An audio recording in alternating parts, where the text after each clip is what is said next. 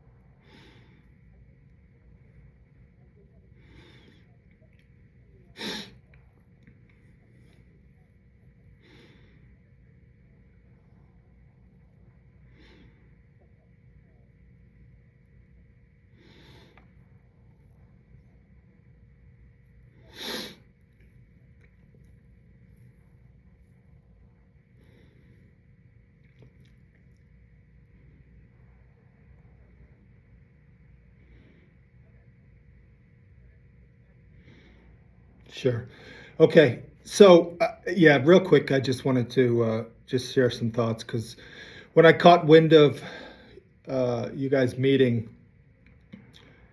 I slept on it. I slept on it and kind of woke up with a perspective of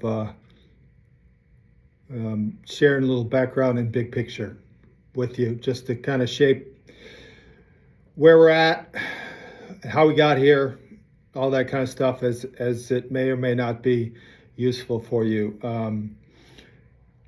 So real quick, when the whole thing started back, a few years ago, when Michael was put into VPA acting, um, I didn't want the job, but Michael talked me into it, and I did it because of I don't know, kind of selfish reasons in terms of the program, a little easier. For the same reason this discussion is happening. I didn't have to deal with a new dean who didn't know our complicated post-bac program and that kind of thing. And then it morphed into actually enjoying it and really getting to know everyone in the programs, and it kind of turned into and I went into it even though I didn't really want it at the time. I went into it like I approach everything professionally, with giving it the best I have, right, and doing the best I can. And then I learned to embrace it, and I developed these relationships and these people, and I care about the division and everything, and you, and I am immensely grateful for the support. So that's the background, right? And I think it's important to state that it changed me, right?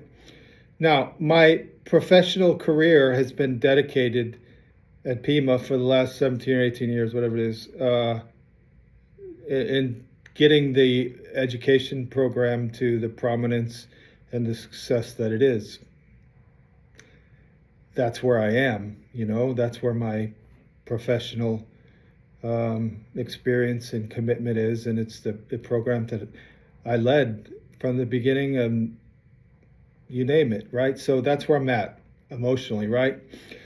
So now here's what happens. So I don't know, a year ago, whatever, Ian says we're going to create an education division. Look, I don't know his rationale for wanting an education division. I certainly like it. I like the outcome. It's something I've been just trying to get, if you will. I felt like if we ever got a bachelor's degree, I could make that argument. And it turns out I didn't have to make that argument because somebody else made it happen. Okay, so great. I support it. I don't know his rationale. Okay, but if you step back in his, And all of this is perspective. It's not. I'm not saying that we all agree with decisions and those kinds of things. I'm just adding perspective. From his perspective, the education division is important, right? And that's what he wants to do. Okay. If he makes me acting dean of social sciences, like, I have to believe that I am the clear and obvious choice for education dean, and I will be education dean. I have to stay in that positive mental state. I've been going through all the hoops and the interview rounds and all that kind of stuff, right? So coming at it in that positive light, and Ian wants an education division, and I'm going to be the guy, I have to think that way, then if he makes me acting division dean, he doesn't accomplish that goal. He has the same thing we've had, right? So whatever rationale he had for creating the education division is gone. He's not doing it until whenever, right? Until there's a permanent dean. Now, so that's coming from that in a positive spin in terms of him thinking that I'm going to be the guy. I have to believe that. Then that doesn't accomplish his deal. So when Michael stepped down, because of my commitment and because of the support that you guys have demonstrated and made very clear, I would be more than happy to serve as acting dean while they recruited and operate in that paradigm. And I made that clear to Emily and Ian. Now, and I will say, to their credit, Emily and Ian reached out to me and had a one-on-one or two-on-one meeting with me about that and why they weren't going to appoint me and how they seriously considered it. And again, if you're looking at it from their perspective and they're envisioning me as education dean, then they know they're not going to appoint me, they're not going to hire me. Okay, so what do? They go to the pool and find of the pool the best that they can find to kind of cultivate experience. And now they did bring up, now they didn't tell me this in the meeting. It wasn't like, you're going to be education dean and we're not going to hire you for acting. I'm just interjecting some provocative, logical common sense, perhaps. Okay, so I applied, and I didn't feel like, under the conditions, that I needed to do a masterclass interview, right? I mean, I walked in and it was a couple folks from the division, and then Emily and Ian. And look, if Ian wants to hire me for acting dean, he knows that he's going to do it. He's not going to be like, question 2. I don't know. No, I think we're going to pass. So I went in there and I gave it my best under the conditions. I didn't expect him to hire me.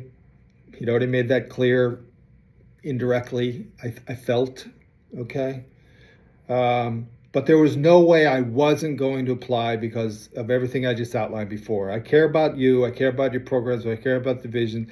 I thought it would be the most efficient option, right, for everyone.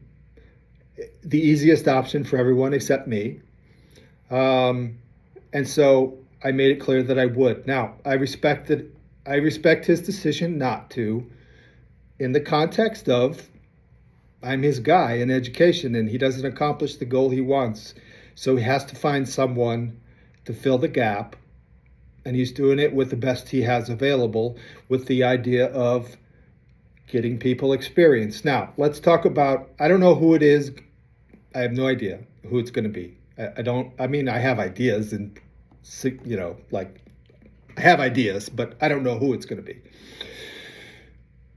Whoever it is, if you think about some of your concerns for the 3 or 4 months, and many of your concerns deal with lack of engagement, I think one of the things that you valued in me was the fact that I was responsive, engaged, and I was there and I listened and I was right. So, and I think some of the common issues that I heard from some folks related to Michael was the lack of engagement or whatever, that context.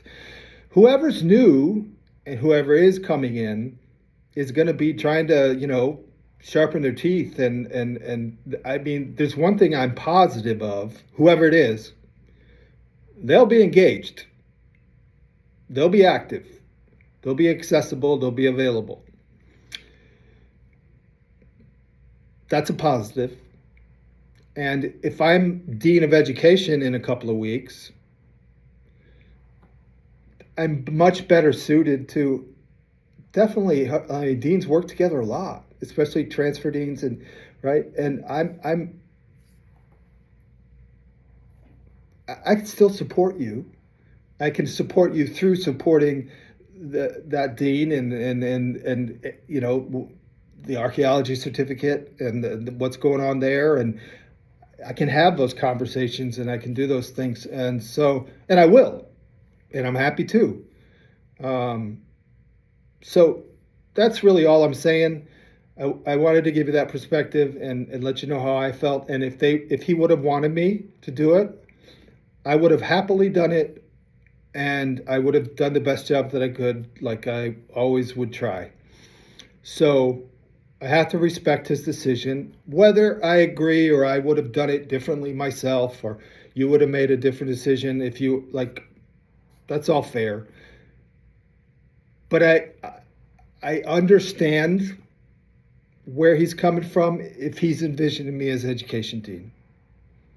And I have to believe that he is. So, although I don't know, okay, that's it. You've made your voice very, very clear to him, how you feel.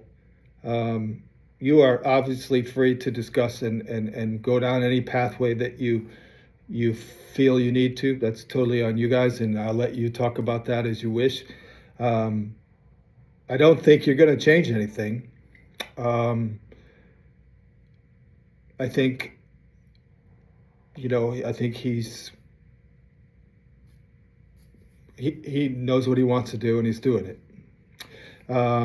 So I'm not advising you on any path forward, completely on you. I just wanted to add that perspective, my perspective, where I'm at, how I can help, how we got there, where my heart is, all that stuff. And that's it. And just when I found out